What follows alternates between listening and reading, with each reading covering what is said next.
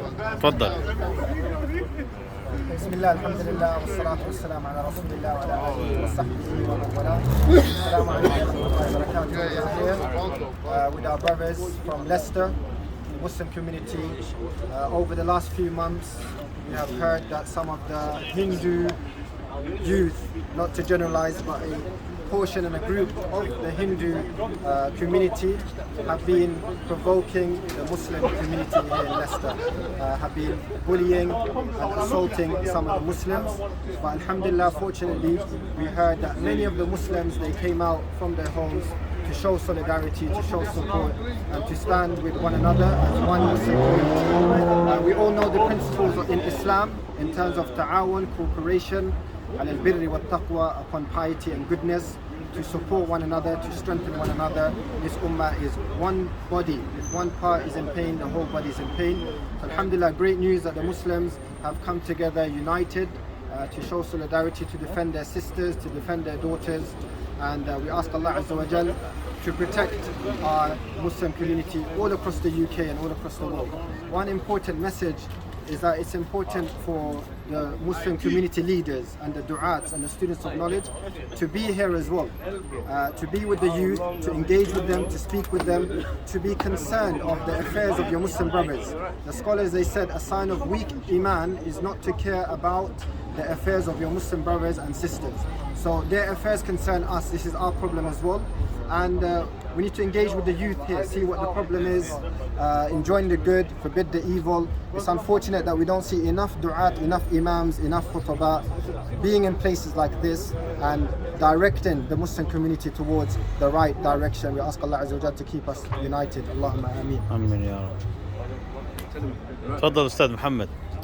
Yeah, I mean, this is, I think it's really a historical moment and what's happening here in Leicester, because it is a clear example now, which is going to be a case study example, yeah, of violence that is perpetrated by another minority group, which is the Hindutva, who are inspired by fascistic policies, yeah, which are the same kind of fascistic policies we've seen with Adolf Hitler and these kinds of Nazi programs, which are coming onto our streets in the UK. So no longer is it a tenable narrative for someone to say, well, these are the Muslims, look what they're doing, look how radical they are, look how they whatever.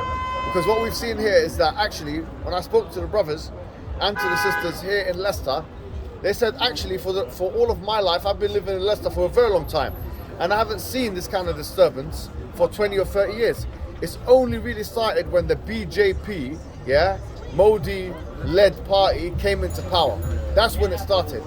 So which means that this kind of murderous ideology, this kind of partisan ideology, which is the fascistic ideology of the BJP, is the most likely candidate for being the cause.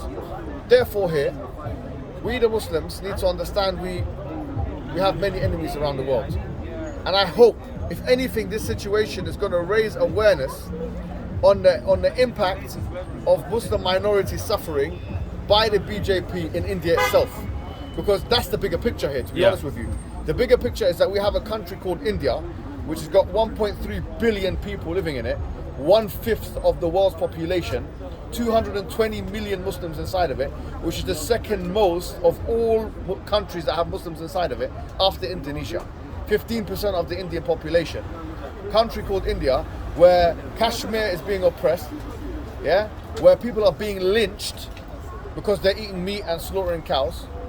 Muslim people are being, you can see it online, it's an open secret. That's the bigger picture.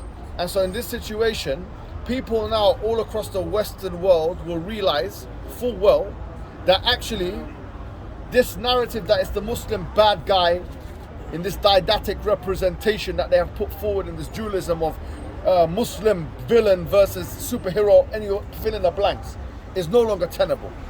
We're here in the United Kingdom and we're seeing this violence. And here's what I will say. What I will say is that this has strengthened the Muslim community in Britain.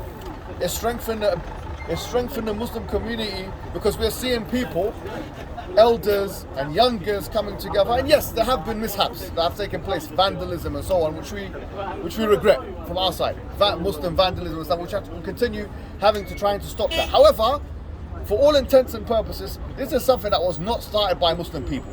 There are videos that are going around on social media now with these thugs, these mobsters, these ruffians, yeah? These individuals that are walking around, Hindutva individuals with bat. He's coming with a Rambo knife. He's stabbing people. There's Muslim people in hospital now because of this. What are you telling me now? Are you telling me that this is because of the Quran? It can't be because of the Quran because what? Because these are Hindus.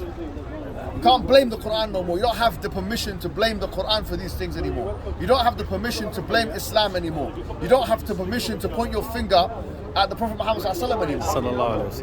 So what we're saying is here in Leicester, we've shown that we can do this peacefully. We can have discipline, but we can also have backbone, which is what we haven't seen. We have not seen backbone from those individuals. Because how comes yesterday and the day before, when Muslims were walking around sporadically, vulnerables, disabled people, elderly, young women, young men, men running around, the Hindutva were all around running about and so active and brave. But when they saw the Muslim group come together, why are you going into your homes? Why are you going into your homes? If that's what you're about, if you're about big knives and bats, where are you now?